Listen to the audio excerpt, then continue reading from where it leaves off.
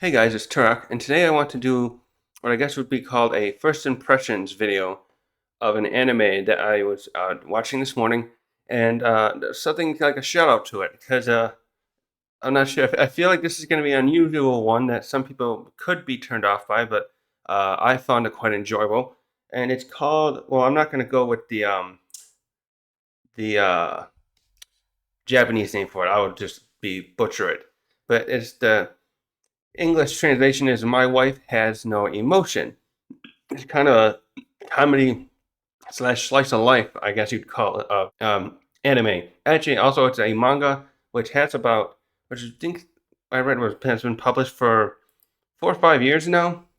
But anyways, I watched there's 4 episodes of the anime currently out. I just watched the last one about 10 minutes ago, and I wanted to go over this a little bit because it has some very interesting themes going on in here. So we have this story of a single man named what was his name? Takuma, I think. Yeah, Takuma. Sorry, I'm having a hard time getting the names. I'm following the themes. I'm just bad with memorizing quickly Japanese names unless I've already heard them. Like that time when I watched Inuyasha, I had such a hard time because they had too many characters with K names, Kikyo and Kagome and stuff, and I was getting them mixed up for a while there. So we have a young man here named Takuma, who is a young man in his 20s who's living by himself and is working as some kind of business where it looks like a data, almost like he's doing stuff like data entry or whatnot. And since he's not a, since he's living in a small apartment and he's home, he's gone for long hours, he decided to buy an appliance. It just so happens that this appliance is a robot with human features. So, yes, right away, this story is a kind of a sci-fi-ish element to it, although this is clearly not very far flung in the future. This looks very modern, with the exception that the technology to make very efficient and fluent robots, fluent in their mechanisms. If you ever watch videos of how far universities and other places are with robots, you'll see right away that this angle of the story is more far along than what we currently can actually do. So, anyways, he has a robot named Mina, a model, specifically a cooking and cleaning model robot that he's acquired secondhand, and that's an important aspect I think that's going to come into the story later. And even though the key element here now is next is she seems very she has a very human face, so she has eyes and a nose, and she even has a little bit of blush on her face, but she's also uh what do you call it, uh expressionless, excuse me. She has a very blank face throughout the whole thing. Her lips are just very closed, there's just like a line there, and even when she talks, she you do not see her mouth move. And to keep that in mind, because this is only specific to this model, there's another model. Apparently, there's various versions like her that can do other tasks. But there's another one, a very more super Mina, I believe they call it, that is able to be very human. Where this plot becomes interesting is that it's twofold. One, as in the very first episode, which acts as a good like pilot. Although I like the first 2 episodes, I must say too, because they only have these two, Takuma and Mina, as the main characters. I saw some of the opening credits, and they show there's a handful of other characters yet to be seen in here. That's in the 4 episodes I've watched that are out, and so that'll be interesting to see what those other characters bring to the story. But I like the first two because it's kind of there is a sort of intimacy, not real, not actual intimacy, of character development that is going here. Is why I find the show so charming and what made me instantly want to make this video while it was fresh in my mind. So, anyways, the back to the twofold parts that help with the story too, as the as the in this first point we show with Takuma, he he's talking about how he has this model of Mina and how he enjoys helping her take care of him and cook his meal. So she's preset to make these certain meals. I don't know how they don't show anything on how he programmed her. That this is at this point he seems to have had her for some weeks or so, and he's getting very attached to her. That's the first focal point, and through that he one night here is back to the title. Actually, I'll go with he gets a little bit too drunk and he says to her, "Oh, wouldn't it be nice if you were my wife?" In which she just stares at him, but because she's also emotionless, she doesn't. You can't tell what she's contemplating. Let's say thinking. And but the mysterious part here is it slowly starts showing that it seems that she has some capacity to learn to act a little more human. It doesn't straight up, and it doesn't straight up tell you that. There's just little instances here that are being sprinkled about that I really like that lay this out. This first one here is that she makes him an omelet rice meal, which I don't know if she's using ketchup or something like I would have an omelet. She uses something, some kind of sauce there, and writes "Love Takuma," or is that how I read here? Yeah, it looks like it's like "Love Takuma." And so there's little things like this where she is starting to show that, and that help him, that lead us to think she's possibly a learning. And so later on, in the rest of this first episode, he is she. You also can see there's like a, it's almost, you almost could call it a fallacy, because she uh it's almost like whatever they ask you to, whatever he asks her to, there's how do I say that? Will you be my wife, so to speak? And then she later on starts saying, "Oh, you're my husband." Then she has a connection, Wi-Fi like connection to the internet, and she's like, "Okay, then I'm obviously your wife." But it's also funny that there are certain things she won't obviously like listen to him doing, like oh, what was that one thing? I forget what it was. But it's just a very cute first episode that leads us into the plot, because as oh, hold on. Yeah, the other things is she continues to she's continuing basically. You could almost just say she's continuing to have like a learning thing where she asks him these different questions. It just starts becoming apparent that the more she keeps doing these nice things for him, Takuma is very sorry, I had a little break there. So this also adds some a bit of comedy into it as well, where he well, actually I should go back on this. So the first thing I want to get out of the gate too is there's not gonna, where this becomes a little, feels a little weird, is that yes, he's has this robot and he's having feelings for her, but we don't know if the story's gonna show that she can reciprocate. Although the cute part of this is that she is trying to learn things from him to please him, or so to speak, but not please. That's the wrong way to. Let me use an example. In this first episode, there is a point here where he thinks, "Oh well, if she's like a human, she can sit next to me in my bed." So he asks her to do that. But let's get it out of the way. Just from what I've seen with this, what they're trying to convey with this model she is, there is doesn't seem to be any way that there'll be any sort of sexual intimacy interactions, because she's just simply made for working and doesn't seem to have other spaces to work with, other than there's a thing in her stomach, but that's meant for holding things in, like food and whatnot. So let's just get that out of the way.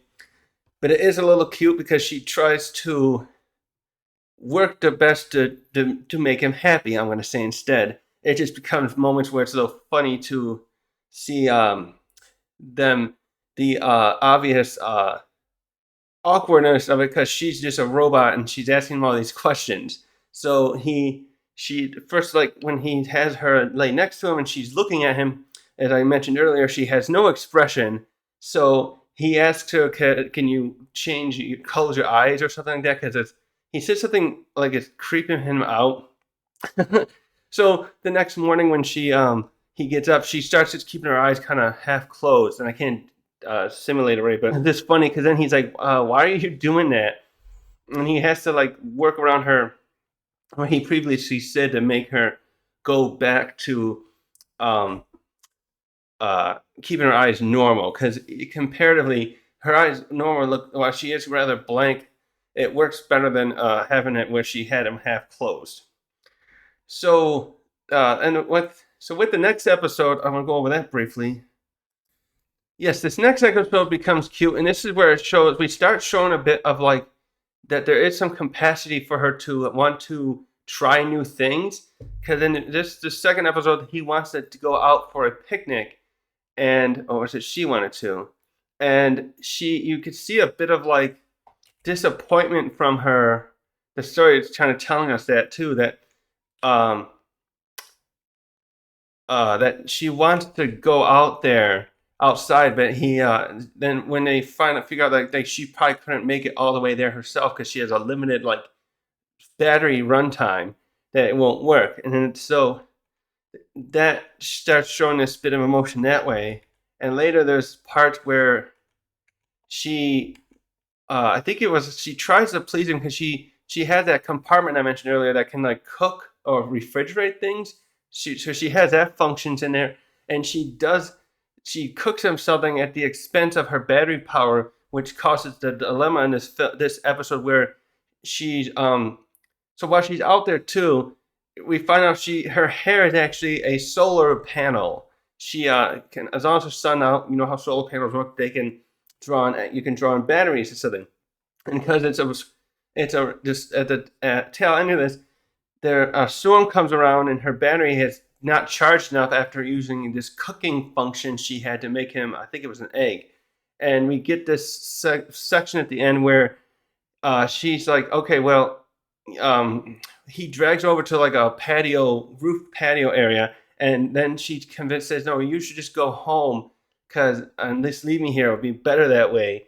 And we get this moment where he's like, okay, I can't I'm not gonna just leave you here in the park. I can't do that. It would feel wrong. And she just keeps saying, okay, but do it. So he lies to her and says he will, and then she thinks, okay, she doesn't realize that till later. So he uh I'm sorry, he stays there and just they're waiting for the storm to pass basically. And so he says that he will go home. She puts herself into a sleep mode so she can't not totally dry out her battery. And then when the storm passes, she could just get some sunlight in the morning and recharge herself enough because at this point she's so low on battery she can't move herself at all, as I kind of said. And so when she wakes up, so to speak, charges up later on, she calls him a liar, and this becomes a point later where she's asking him other stuff about was it something whether he really likes a meal, I think, and she's like, wait, that's not a lie too now, is it? And again, there's no emotion to it, but the voice actor does good in like trying to convey like, hey, that's not that. Well, they keep her pretty mono, but it comes cute here where she's like the relationship feels like they've progressed there as they had this situation where they bonded more, and let's see. And more importantly, what we also get out of this episode is we start seeing that she says at the end she knew she would lose more battery power and completely compromise herself as she did the plot had happened, but she couldn't help herself from wanting to still do that for him. So we get this moment here where we're seeing that she's starting to recognize kind of like her desires to do something for him, even though it's at risk for herself. And she starts thinking, like, I can't explain why I wanted to do that. It doesn't fit my programming. So it becomes very cute that way. That she's like, we're learning this development of her having a personality and spirit and whatnot. I'll go over the third episode a little bit, but this is the less. This one is where we introduce his sister, which I think her name was Akari, and she is calling Takuma one day in order to check if he's actually no, I have to go back a minute. I forgot there was one other thing with the uh with episode two. I think it's in episode two. There's a part two that also is where what is it? He decides to get a ring, I think, and then he says and they both have one, and then there's also this moment. That's right, yeah. Likewise with the the thing about her heating up that food and compromising her battery, she when he gives her this ring, she goes to charge herself up later on, and she's still holding it. So you can see she's starting to like appreciate, I guess, beauty, and but she also again can't explain why. So it's just very cute there, and then some moments there where you almost see her like, actually, she almost looked like she was smiling right there. So yeah, back to the third episode. In the third episode, it just becomes a point where we find that this sister, she actually does not mind this idea of her brother having a marriage with a robot. And the whole episode, half the episode is her just questioning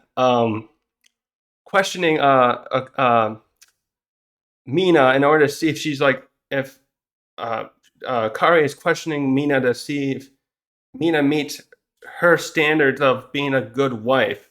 And they do have this kinds of moments where they bond, but it's like it's also becomes funny because she's trying to like test other portions of Mina's personality, as she says, but she starts realizing that some of the type of questions she's asking, it's just not going to work because Mina's just a robot. So, like for example, my favorite one is she tries to ask her an ethical question. She uses that one with like the train, and it's going to it's heading toward Takuma, but if you turn it the other way, it's going to hit another person, and it just doesn't. And she just finds another way to answer the question and say, no, he's not in danger.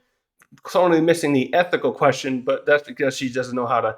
She's not programmed to answer those kinds of questions. And just by the end, she's they start becoming kind of like friends as they start texting each other. Somehow the robot can internally, Mina can internally text, and then they go shopping together. So it just becomes cute that way. So I think Mina, there's a portion here too, is Mina just starts learning how I can please him by dressing up in these different clothings, and Akari, his sister, helped pick out specific ones she thinks he would like, which turns out to be true. So on to episode 4. So the last little bit here, this is where we start entering a territory of other new characters, where we meet they go to it's a beach episode, but it becomes more of a different plot. Wait. All right, sorry, I think his name is Rahitu. So we have this, we get these two new characters here. We got this young boy named Rahitu, we don't get much information directly, but it implies that he comes from a wealthy family, so he can afford this Super Mina model, which is like the top tier one. And this is the start with the plot. We have this little plot line where the Super Mina is so human-like that it doesn't. It gets itself lost. She gets. I'm going to say she because it's not right. She gets herself lost separated from Rahito.